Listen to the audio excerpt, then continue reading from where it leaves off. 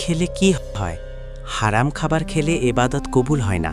রসুল সাল্লাল্লাহু আলাইহি ওয়াসাল্লাম বলেছেন, এক লোকমা হারাম খাবার পেটে গেলে 40 দিনের এবাদত কবুল হয় না। দোয়া কবুল না হলে কি করব? দোয়া কবুল না হলে হতাশ হবেন না। রসুল সাল্লাল্লাহু আলাইহি ওয়াসাল্লাম বলেছেন, 3 ভাবে দোয়া কবুল হয়। 1 সরাসরি দেওয়া হয়, 2 বিপদ সরিয়ে দেওয়া হয়, 3 আখিরাতে সঞ্চিত রাখা হয়। পর্দা না করলে কি গুনাহ? হ্যাঁ, পর্দা ফরজ। আল্লাহ বলেন, মুমিন নারীরা যেন তাদের সৌন্দর্য প্রকাশ না করে। সূরা নূর 31। পর্দা অবমাননা নয়, এটা আল্লাহর সম্মান। ঘুমানোর আগে কি পড়তে হয়?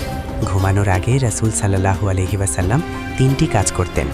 1 আয়াতুল কুরসি পড়তেন, 2 সূরা ইখলাস, ফালাক, নাস পড়ে শরীরে ফু দিতেন, 3 ডান কাতে যাবেন। এই আমল শয়তান থেকে হেফাজত করে। মিথ্যা বললে কি হয়? মিথ্যা একটি বললেই শেষ না। রাসূল সাল্লাল্লাহু আলাইহি ওয়াসাল্লাম বলেছেন, মিথ্যা মানুষকে পাপের দিকে নিয়ে যায়, পাপ জাহান্নামে। মুমিন কখনো মিথ্যাবাদী হতে পারে না।